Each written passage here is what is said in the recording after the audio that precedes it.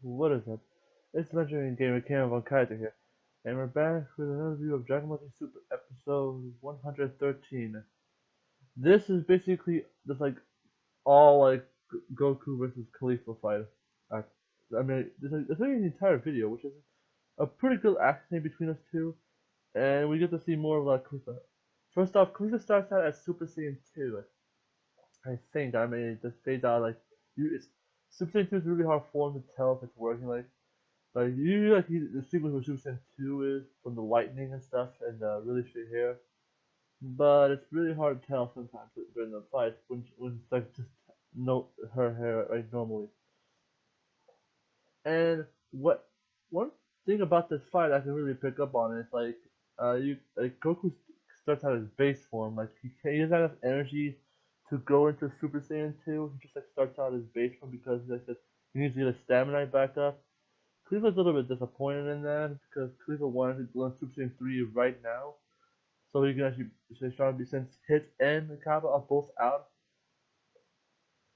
And while Kale watching the side like like worried at first, but then she starts believing her she can actually beat Goku. But it's a very stretch. Though this is the best time to fight Goku since Goku wasted all his energy fighting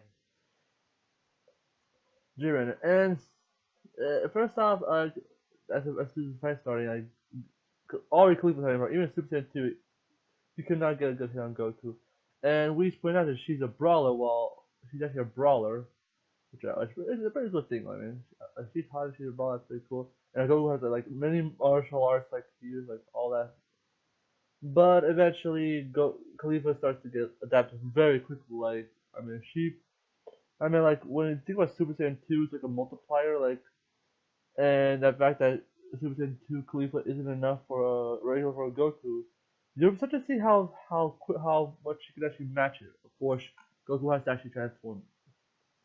Even Beerus is like, I thought you said he was a brawler. Like, oh, did I really see it?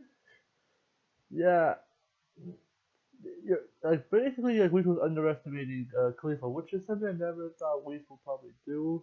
But true, true about the martial arts thing, but we, the fact that Khalifa was picking it up faster, getting like throwing the shots in, and what did it really was like our attack was called Crusher Beam or Crusher Blast, and that reminds me of Jace, like like the Reddit attack, the fact it's called Crusher or something.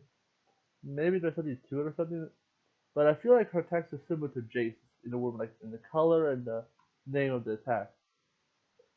But I digress and go straight into the already Goku has to start transforming because Khalifa is bringing up the pace really quickly. And you can see like funny thing is Champa's constantly like switching his strategy but maybe okay yeah push him out but then like, Goku goes too short like okay fall back even Khalifa's like shut up already and then starts like getting stronger.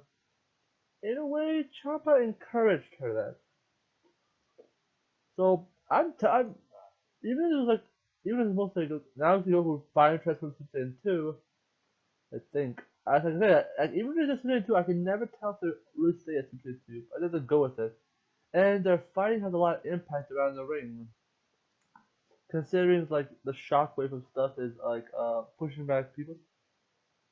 Uh, well, of course, none of them is thrown out already because even though I could have made it much faster. And while I may add, they did Bears did bring like how much time they have left. It was like 23 minutes left.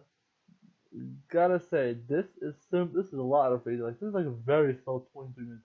I noticed a video out there that makes like how like it shows all the scenes like and probably editors show how like the times go down. I should check that out sometime. But yeah, this is a very slow minute. We're like halfway there in like a mini episode. And go what's it cool about Cleveland's like one of Cleveland's attack was like she was waiting for a punch, she charged up for attack, but then stops and punches. Hey, gotta fight dirt like that. I give Khalifa time. She's big for a reason. But the only problem with Khalifa is that they're just making her stronger to the point where just to make her stronger for the fight. Like the Super Saiyan thing, yeah, her going Super Saiyan the first time was like was probably at the lowest point because like everyone has their own trigger, but Caulifla doesn't. Like maybe Caulifla is like the only person who's activates her strength from force rather than like need an alternative motive, like a pain of loss, like some sort. Which I admit it doesn't really work out though. Khalifa hasn't really lost anything, and that is what makes one of her a bad character at first. At first, but she's just really fun to watch afterward. But even though she's really a bad character, considering like she got all that power like without the traditional way of getting a Super Saiyan, but she's waifu for a reason. So man, she has that attitude, like she's got like a biker girl brawler attitude, which I really like in Khalifa. So basically they're like evenly matched until the point where like hey Kale, do you want some like piece of, like some of this and like Kale hesitates at first, but then she accepts like having to get strong with her sister, and then she goes into her like semi broly form. Eh, I'm surprisingly attracted to semi broly. Like it's I don't know, it looks like she's just like a normal person, but she's a little bit buffer though. And they both start to go attacking Goku, like hitting him with the switch combo shot. Even though like I felt that a little, and then it was basically at the point like Goku was in very trouble that like Champa wants them to push him out on the ring, but knowing what the fight going like Klee was trying to get to Super Saiyan 3, he would not push out Goku just yet. Like I'm not sure how Champa gets the fact that they're not even trying to push them out. Like Cleveland wants to get Super Saiyan 3 just to get stronger. So Super Saiyan 3 isn't enough to be Jiren, but Champa does explain that you have to act, that it doesn't matter about the fighter, all you need is like a lot of people. Right now Universe 7 has a lot of people, and as soon as you like weaken them down, only 4 left. Wait, Champa said only 4 are left. Really? Oh my god, there are 4 left. Dang. That would be a problem, man. You have the 2 Namekians, and also killing Caulifla. Wow, there are only 4 left. Huh. This could be a problem now. Universe 7 has like, what, 7 left? Dang, like, they should start losing people at this point. Like. But it's Universe 7, like, they haven't found. Pharaoh hasn't found a way to lose them just yet. Maybe Piccolo will go down first, but but we're back to the complete Caulifla fight, and Goku's starting to like get a hang of fighting 2-on-1, get a hang of movements, like adapting really quick. Like Goku adapts really quick and fast in Khalifa. Wait, no, I'm not gonna say that because Khalifa basically like adapted two Super Saiyan transformations into this fight. So Khalifa wins that faster, but Goku is able to like hold his own against 2 of them, even blocking both attacks with ease.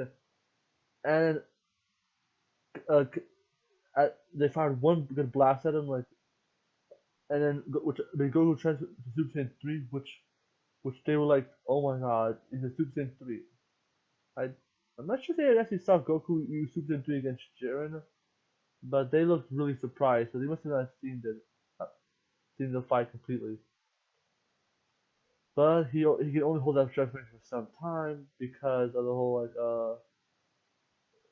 like he didn't have a stamina, so like Goku was at the point like he does look like he's like low on stamina and stuff, so strategy wise it's best to take Goku out very quickly, but they're not gonna do that because you're 7, they have to win and such, and the whole like Kale has he needs to get stronger for assist, makes it already go to a Broly Berserk form, which which a lot of people, even Kaba and all the rest are like that. Oh man, she's going to Berserker again. I think she has control. Like she had control back during when the Pride Troopers. So I'm guessing she has more control this one. I don't know. I think like she doesn't have control, but she did have control before. Well, I don't think she's a threat now, but Goku of course was excited about this, and that's when the episode ends. This is basically all a Caulifla Goku fight with Kale like near the end, which is a really good, I love a good fight. There's not much to talk about since it's just all the other issues just them fighting and such. But the next episode, we do see something very, very interesting. Of course, I've seen a lot of time because of spoilers, and because I'm 2 episodes behind. Is that they're probably gonna fuse? Not sure how. It looks like they have to put out earrings, even though it doesn't say how they got the earrings. I'm not sure that's cheating and stuff because you can't use any of that. You can use items in battle. So how do you start earrings if there's cheating? Probably Zeno allows it. Zeno allows everything except the whole Frost intervening fight. But Zeno will allow anything to happen, man. Cause Zeno, as long as Zeno is happy, it's allowed. Anyway, this is that was basically the episode. I love the fight. It was just a fight episode, basically. I'm down with a fight. It wasn't as interesting as the like Jiren fight, but I hey Caulifla's wife material, so I even Kale's wife material. I'll say Kale. I can get used to it. I can adapt like them. I can adapt to the Kale's like transformation. Like it's not that bad. Like she does it transform, so what? I don't care. She's still cute as hell. Anyway, this has been Kenan with Let's Remember, I'm not OP. I'm just that good. See you in my very next video.